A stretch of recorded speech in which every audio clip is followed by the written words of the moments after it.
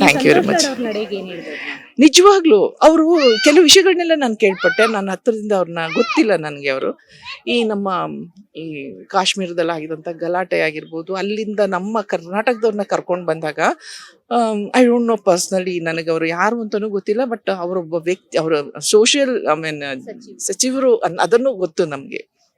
ಅವರ ನಿಜವಾಗಿ ಅವರ ಜೀವನ ಶೈಲಿ ಹೇಗಿದೆ ನಮಗೆ ಗೊತ್ತಿಲ್ಲ. ಬಟ್ ಆದ್ರೂ ಈ ವಿಷಯಗಳೆಲ್ಲ ನಮಗೆ ಕಿವಿ ಬೀಳ್ದಾಗ 3 ದಿನ ಆಗಿ ಅವ್ರು ಅದೇ ಬಟ್ಟೆ ಹಾಕೊಂಡು ಅದೇ ಸ್ನಾನ ಇಲ್ದೇನೆ ನಮ್ಮವರಿಗೋಸ್ಕರ ಆ ಜಾಗದಲ್ಲಿ ನಿಂತ್ಕೊಂಡು ಫೈಟ್ ಮಾಡೋದೇ ಆಗಿರ್ಬೋದು, ಅಥವಾ ಯಾವುದೇ ಒಂದು ವಿಷಯ ಬಂದ್ರೆ, ಯಾವುದೇ ಒಂದು ಮ್ಯಾಟ್ರ್ ಓಪನ್ ಆದಾಗ ನಾನು ಪಕ್ಷದ ಬಗ್ಗೆ ಮಾತಾಡ್ತಿಲ್ಲ, ಒಂದು ವ್ಯಕ್ತಿ ಬಗ್ಗೆ ಮಾತಾಡ್ತಿದ್ದೀನಿ. ನಮ್ಮ ಸಂತೋಷ್ ಲಾಡ್ ಸರ್ ನಿಂತ್ಕೊಂಡು ಎಲ್ಲದ್ರ ಬಗ್ಗೆನೂ ಮಾತಾಡ್ತಾರೆ, ಎಲ್ಲಾರನ್ನೂ ಸ್ಪಂದಿಸ್ತಾರೆ.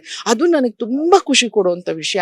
ಹೀಗೆ ಎಲ್ಲಾ ವಿಷಯ ಅವ್ರ ಸಚಿವರು ಅನ್ನೋದನ್ನ ಬಿಟ್ಟು ಒಬ್ಬ ನಿಜವಾಗೂ ಮನುಷ್ಯರು ಅನ್ನೋದನ್ನ ಅವ್ರು ನೋಡ್ತಾರಲ್ಲ, ನಿಜವಾಗ್ಲೂ ಅವ್ರಿಗೆ ಇನ್ನೂ ಒಂದಷ್ಟು ವರ್ಷ ನಮ್ಮ ಕರ್ನಾಟಕ ಅವ್ರನ್ನ ಉಪಯೋಗಿಸ್ಕೊಳ್ಳಿ, ಇನ್ನಷ್ಟು ದಿನ ಅವ್ರಿಗೆ ಸೇವೆ ಮಾಡುವಂತ ಅವಕಾಶಗಳು ಸಿಗ್ಲಿ. ಹಾಗೆ ನಮ್ಮ ಎಲ್ಲರಿಗೂ, ನಮ್ಮ ಕರ್ನಾಟಕ ಜನತೆಗೆ ಯಾರ್ಯಾರಿಗೆ ಯಾವ್ದ್ಯಾವ್ದು ಪ್ರಾಬ್ಲಮ್ಗಳಿದೆ ಅದೆಲ್ಲದಕ್ಕೂ ಇವ್ರ ಕಡೆಯಿಂದ ಏನ್ ಸಹಾಯ ಮಾಡೋಕ್ಕಾಗುತ್ತೋ ಆ ಸಹಾಯ ಸಿಗ್ಲಿ ಅಂತ ನಾನು ನಿಮ್ಮ ಮೂಲಕ ಸಂತೋಷ ಅವ್ರಿಗೆ ನಾನು ಕೇಳ್ಕೊಂತೀನಿ. Thank you very much.